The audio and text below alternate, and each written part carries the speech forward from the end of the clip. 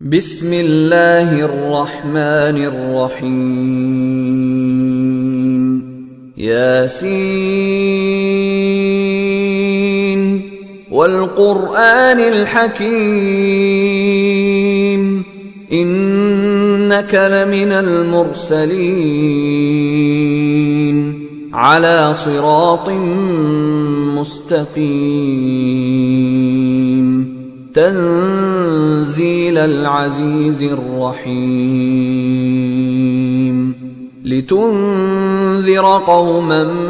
ما أنذر آباؤهم فهم غافلون لقد حق القول على أكثرهم فهم لا يؤمنون إنا جعلنا في أعناقهم أغلالا فهي إلى الأذقان فهم مقمحون وجعلنا من بين أيديهم سدا ومن خلفهم سدا فأغشيناهم فهم لا يبصرون وسواء عليهم أأنذرتهم أم لم تنذرهم لا يؤمنون إنما تنذر من اتبع الذكر وخشي الرحمن بالغيب فبشره بمغفرة وأجر كريم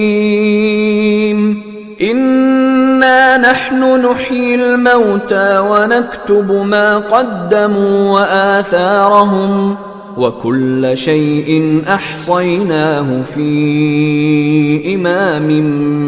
مبين واضرب لهم مثلا أصحاب القرية إذ جاءها المرسلون إذ أرسلنا إليهم اثنين فكذبوهما فعززنا بثالث فقالوا إنا إليكم مرسلون قالوا ما أنتم إلا بشر مثلنا وما أنزل الرحمن من شيء إن أنتم إلا تكذبون قالوا ربنا يعلم إنا إليكم لمرسلون وما علينا إلا البلاغ المبين قالوا إنا تطيرنا بكم لئن لم تنتهوا لنرجمنكم وليمسنكم منا عذاب أليم قالوا طائركم معكم أئن ذكرتم بل أنتم قوم مسرفون وجاء من أقصى المدينة رجل يسعى قال يا قوم اتبعوا المرسلين اتبعوا من لا يسألكم أجرا وهم مهتدون وما لي لا أعبد الذي فطرني وإليه ترجعون أأتخذ من دونه آلهة إن يردني الرحمن بضر لا تغن عني شفاعتهم شيئا ولا ينقذون إني إذا لفي ضلال مبين إني آمنت بربكم فاسمعون قيل ادخل الجنة قال يا ليت قومي يعلمون بما غفر لي ربي وجعلني من المكرمين وما أنزلنا على قومه من بعده من جند من السماء وما كنا منزلين إن كانت إلا صيحة واحدة فإذا هم خامدون يا حسرة على العباد ما يأتيهم من رسول إلا كانوا به يستهزئون ألم يروا كم أهلكنا قبلهم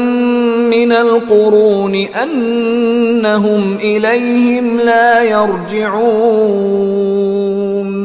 وإن كل لما جميع لدينا محضرون وآية لهم الأرض الميتة أحييناها وأخرجنا منها حبا فمنه يأكلون وجعلنا فيها جنات من نخيل وأعناب وفجرنا فيها من العيون ليأكلوا من ثمره وما عملته أيديهم أفلا يشكرون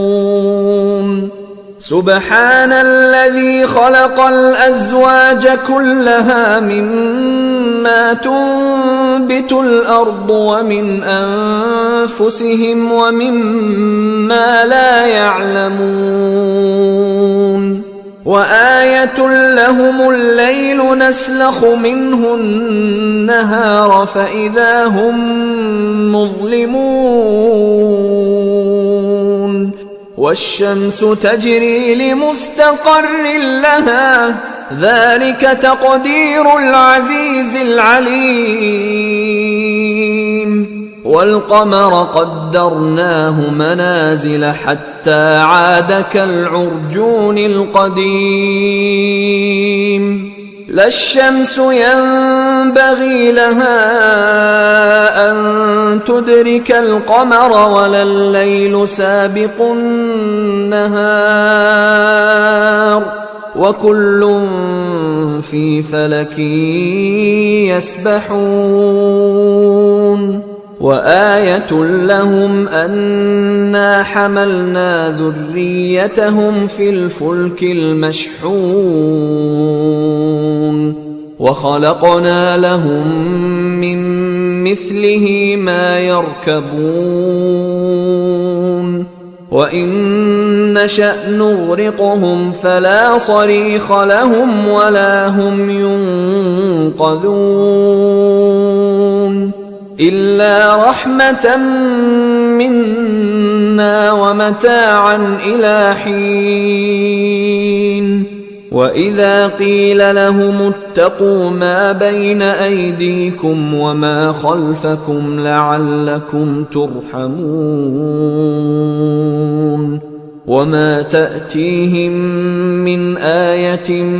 من آيات ربهم إلا كانوا عنها معرضين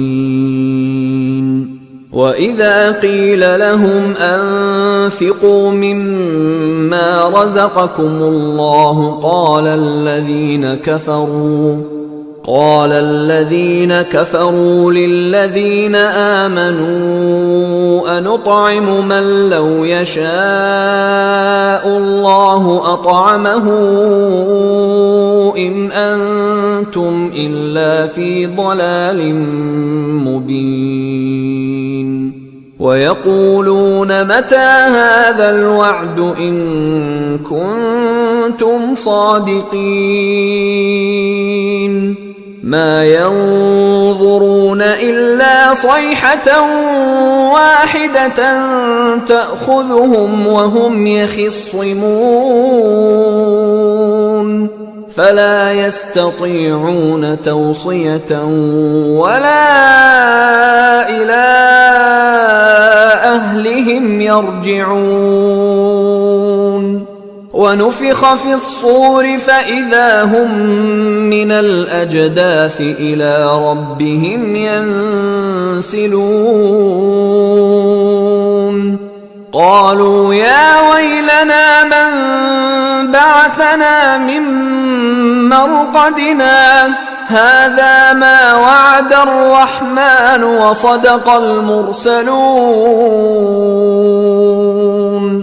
إن كانت إلا صيحة واحدة فإذا هم جميع لدينا محضرون فاليوم لا تظلم نفس شيئا ولا تجزون إلا ما كنتم تعملون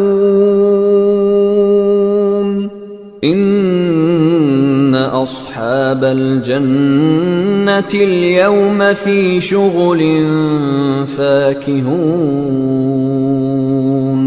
هم وأزواجهم في ظلال على الأرائك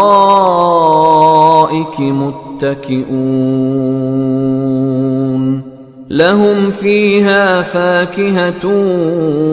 ولهم ما يدعون سلام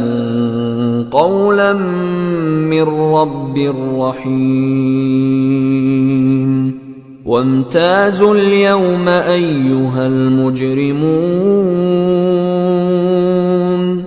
ألم أعهد إليكم يا بني آدم ألا تعبدوا الشيطان إنه لكم عدو مبين وأن اعبدوني هذا صراط مستقيم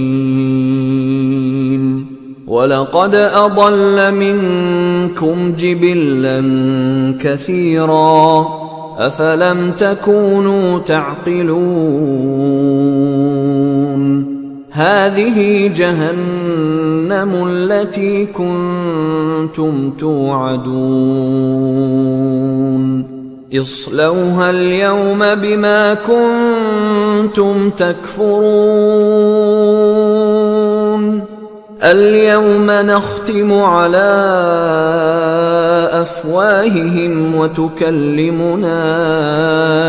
أيديهم وتشهد أرجلهم بما كانوا يكسبون ولو نشاء لطمسنا على أعينهم فاستبقوا الصراط فأنى يبصرون ولو نشاء لمسخناهم على مكانتهم فما استطاعوا مضيا ولا يرجعون ومن نعمره ننكسه في الخلق أفلا يعقلون وما علمناه الشعر وما ينبغي له إن هو إلا ذكر وقرآن مبين لينذر من كان حيا ويحق القول على الكافرين أولم يروا أنا خلقنا لهم مما عملت أيدينا أنعاما فهم لها مالكون وذللناها لهم فمنها ركوبهم ومنها يأكلون ولهم فيها منافع ومشارب أفلا يشكرون واتخذوا من دون الله آلهة لعلهم ينصرون لا يستطيعون نصرهم وهم لهم جند محضرون فلا يحزنك قولهم إنا نعلم ما يسرون وما يعلنون أولم ير الإنسان أنا خلقناه من نطفة فإذا هو خصيم مبين وضرب لنا مثلا ونسي خلقه قال من يحيي العظام وهي رميم قل يحييها الذي أنشأها أول مرة وهو بكل خلق عليم الذي جعل لكم من الشجر الأخضر نارا فإذا أنتم منه توقدون أوليس الذي خلق السماوات والأرض بقادر على أن يخلق مثلهم بلى وهو الخلاق العليم إنما أمره إذا أراد شيئا أن يقول له كن فيكون فسبحان الذي بيده ملكوت كل شيء وإليه ترجعون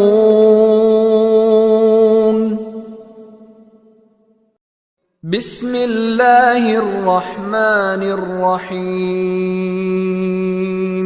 الرحمن علم القرآن خلق الإنسان علمه البيان الشمس والقمر بحسبان والنجم والشجر يسجدان والسماء رفعها ووضع الميزان ألا تطغوا في الميزان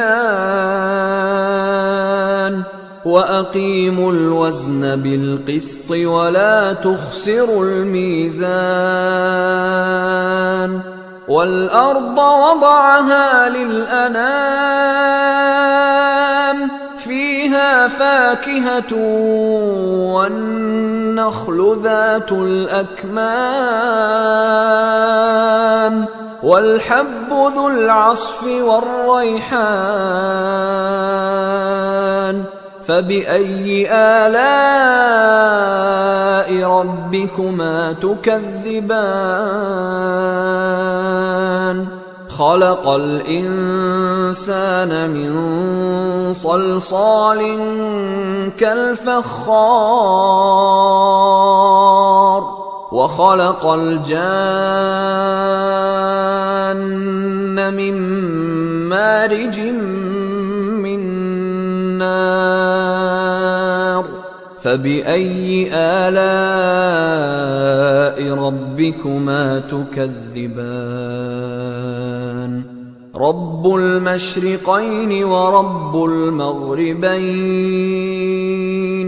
فبأي آلاء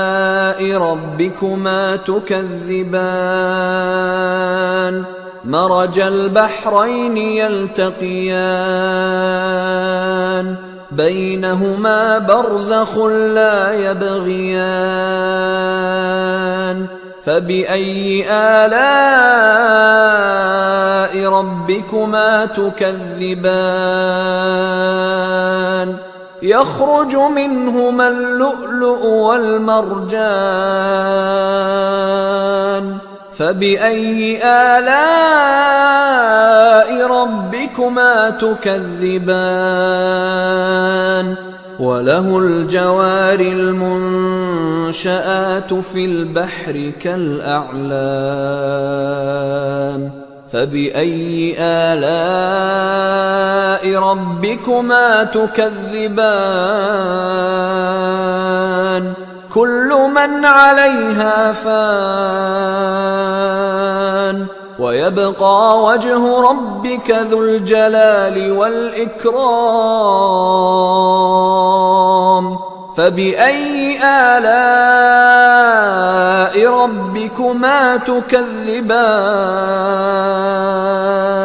يسأله من في السماوات والأرض كل يوم هو في شأن فبأي آلاء ربكما تكذبان سنفرغ لكم أيها الثقلان فبأي آلاء ربكما تكذبان يا معشر الجن والإنس إن استطعتم أن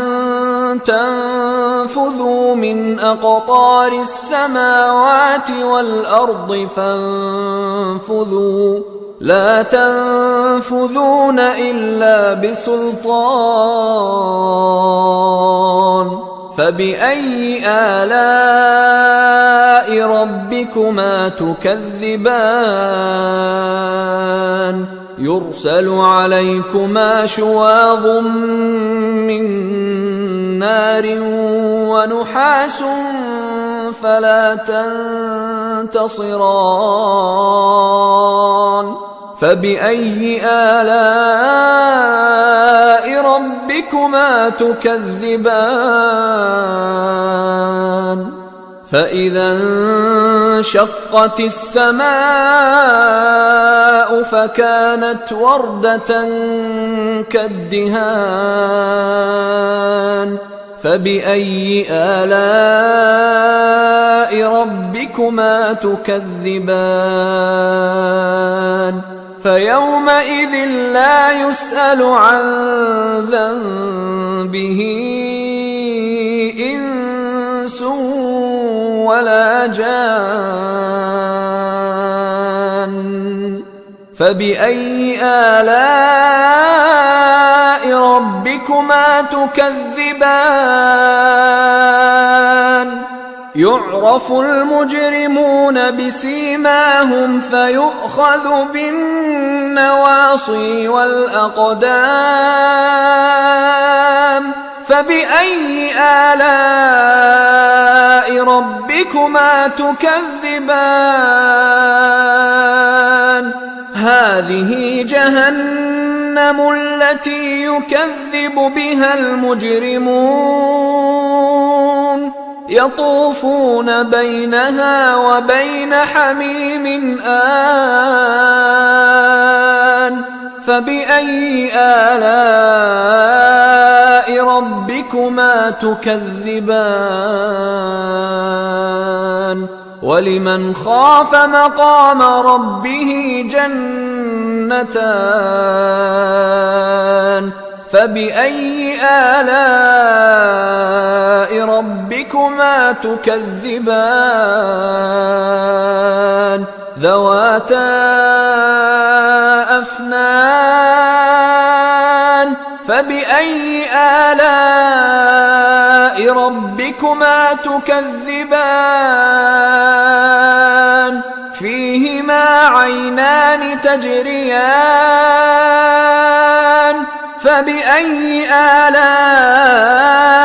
ربكما تكذبان فيهما من كل فاكهة زوجان فبأي آلاء ربكما تكذبان متكئين على فرش بطائنها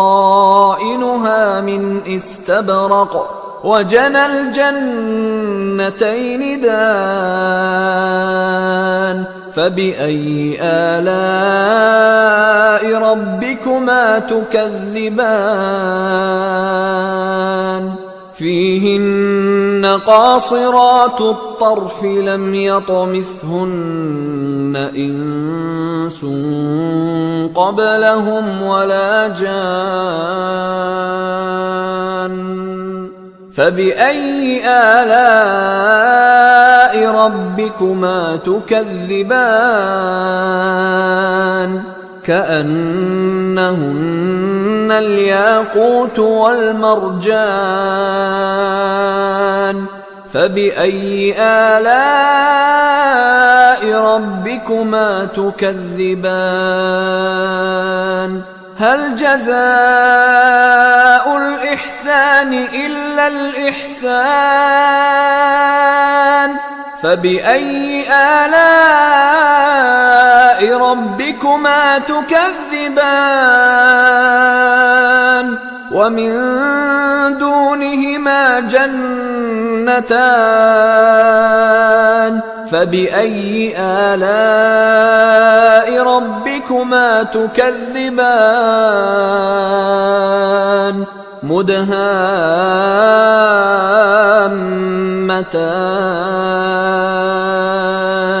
فبأي آلاء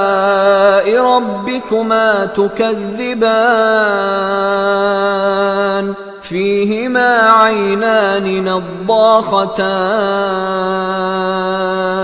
فبأي آلاء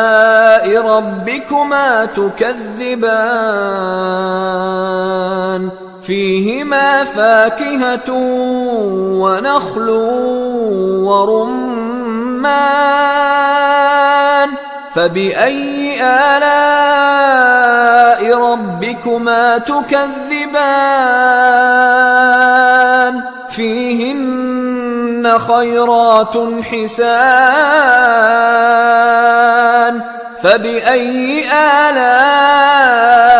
ربكما تكذبان حور مقصورات في الخيام فبأي آلاء ربكما تكذبان لم يطمثهن إنس قبلهم ولا جان فبأي آلاء ربكما تكذبان متكئين على رفرف خضر وعبقري حسان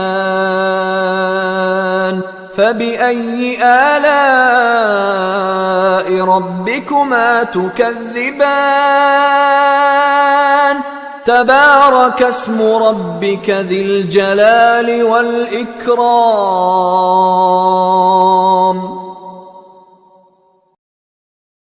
أعوذ بالله من الشيطان الرجيم بسم الله الرحمن الرحيم تبارك الذي بيده الملك وهو على كل شيء قدير الذي خلق الموت والحياة ليبلوكم أيكم أحسن عملا وهو العزيز الغفور الذي خلق 7 سماوات طباقا ما ترى في خلق الرحمن من تفاوت فارجع البصر هل ترى من فطور ثم ارجع البصر كرتين ينقلب إليك البصر خاسئا وهو حسير ولقد زينا السماء الدنيا بمصابيح وجعلناها رجوما للشياطين وأعتدنا لهم عذاب السعير وللذين كفروا بربهم عذاب جهنم وبئس المصير إذا ألقوا فيها سمعوا لها شهيقا وهي تفور تكاد تميز من الغيظ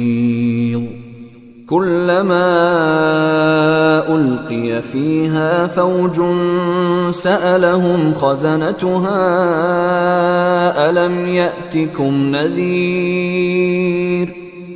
قالوا بلى قد جاءنا نذير فكذبنا وقلنا ما نزل الله من شيء إن أنتم إلا في ضلال كبير وقالوا لو كنا نسمع أو نعقل ما كنا في أصحاب السعير فاعترفوا بذنبهم فسحقا لأصحاب السعير إن الذين يخشون ربهم بالغيب لهم مغفرة وأجر كبير وأسروا قولكم أو اجهروا به إنه عليم بذات الصدور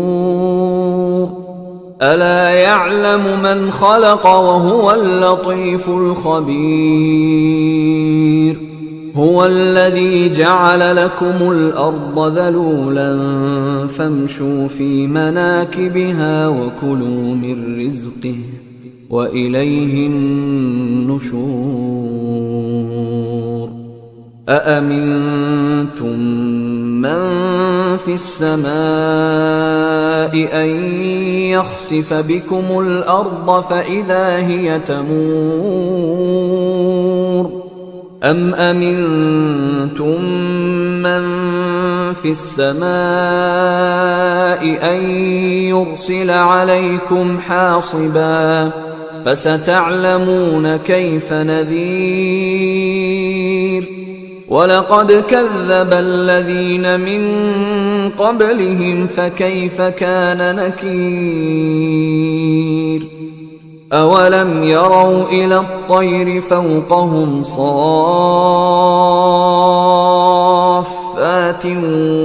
ويقبضن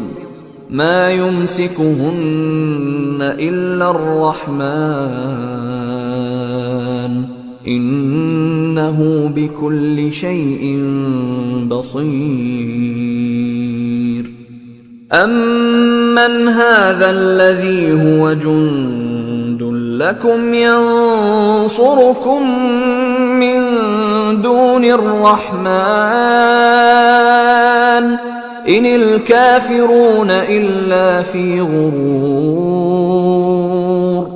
أمن هذا الذي يرزقكم إن أمسك رزقه بل لجوا في عتو ونفور أفمن يمشي مكبا على وجهه أهدى من يمشي سويا على صراط مستقيم قل هو الذي أنشأكم وجعل لكم السمع والأبصار والأفئدة قليلا ما تشكرون قل هو الذي ذرأكم في الأرض وإليه تحشرون ويقولون متى هذا الوعد إن كنتم صادقين قل إنما العلم عند الله وإنما أنا نذير مبين فلما رأوه زلفة سيئت وجوه الذين كفروا وقيل هذا الذي كنتم به تدعون قل أرأيتم إن أهلكني الله ومن معي أو رحمنا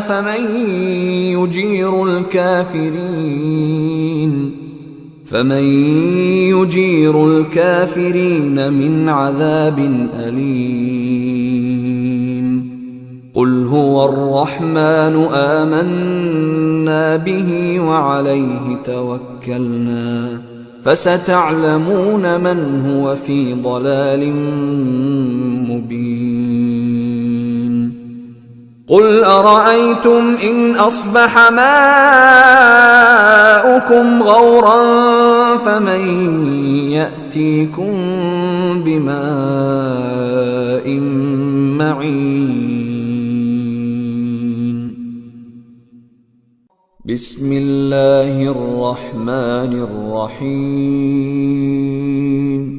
إذا وقعت الواقعة ليس لوقعتها كاذبة خافضة رافعة إذا رجت الأرض رجا وبست الجبال بسا فكانت هباء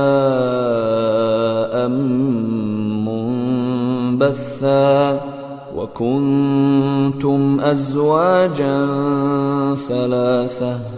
فأصحاب الميمنة ما أصحاب الميمنة وأصحاب المشأمة ما أصحاب المشأمة والسابقون السابقون أولئك المقربون في جنات النعيم ثلة من الأولين وقليل من الآخرين على سرر موضونة متكئين عليها متقابلين يطوف عليهم ولدان مخلدون بأكواب وأباريق وكأس من معين لا يصدعون عنها ولا ينزفون وفاكهة مما يتخيرون ولحم طير مما يشتهون وحور عين كأمثال اللؤلؤ المكنون جزاء بما كانوا يعملون لا يسمعون فيها لغوا ولا تأثيما إلا قيلا سلاما سلاما وأصحاب اليمين ما أصحاب اليمين في سدر مخضود وطلح منضود وظل ممدود وماء مسكوب وفاكهة كثيرة لا مقطوعة ولا ممنوعة وفرش مرفوعة إنا أنشأناهن إنشاء فجعلناهن أبكارا عربا أترابا لأصحاب اليمين ثلة من الأولين وثلة من الآخرين وأصحاب الشمال ما أصحاب الشمال في سموم وحميم وظل من يحموم لا بارد ولا كريم إنهم كانوا قبل ذلك مترفين وكانوا يصرون على الحنث العظيم وكانوا يقولون أإذا متنا وكنا ترابا وعظاما أإنا لمبعوثون أو آباؤنا الأولون قل إن الأولين والآخرين لمجموعون إلى ميقات يوم معلوم ثم إنكم أيها الضالون المكذبون لآكلون من شجر من زقوم فمالئون منها البطون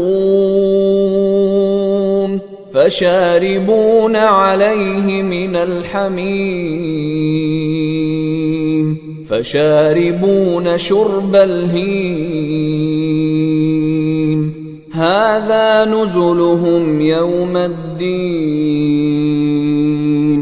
نحن خلقناكم فلولا تصدقون أفرأيتم ما تمنون أأنتم تخلقونه أم نحن الخالقون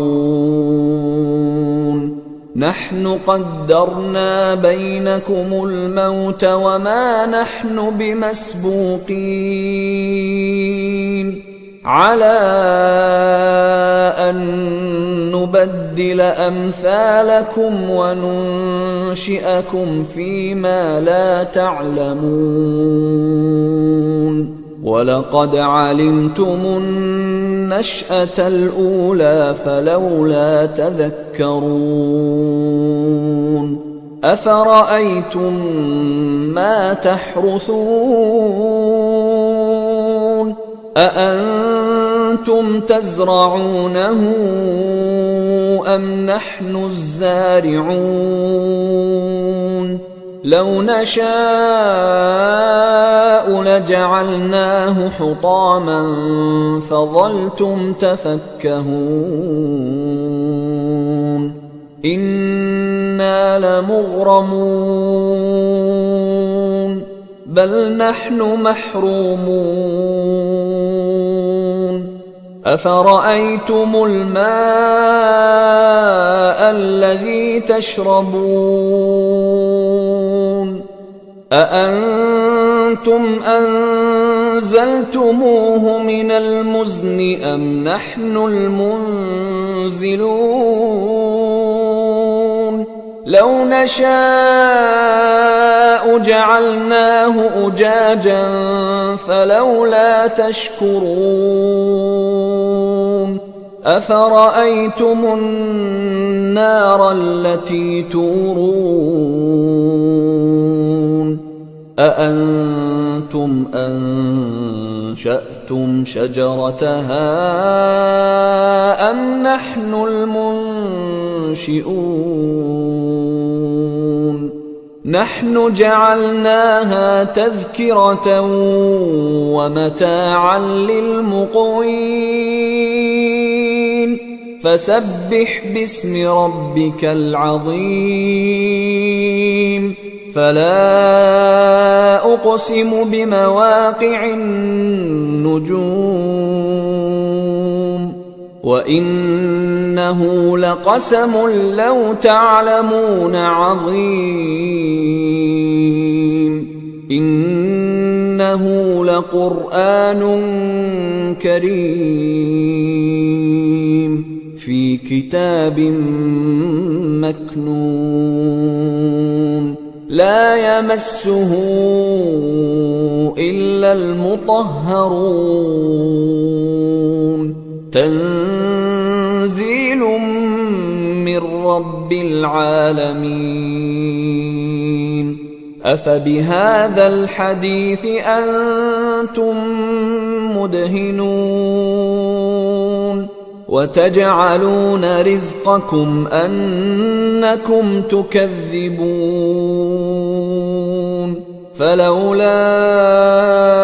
إذا بلغت الحلقوم وأنتم حينئذ تنظرون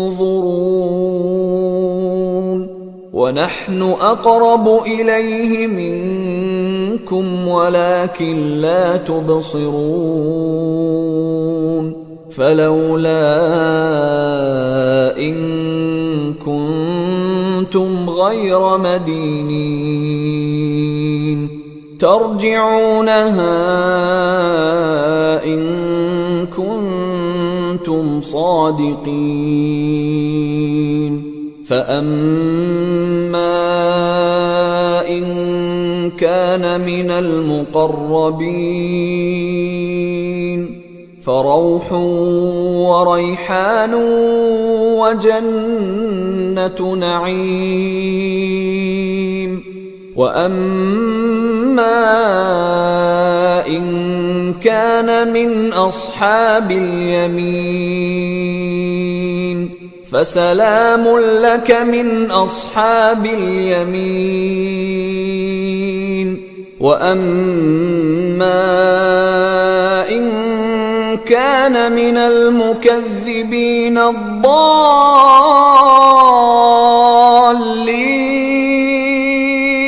فنزل من حميم وتصلية جحيم إن هذا لهو حق اليقين فسبح باسم ربك العظيم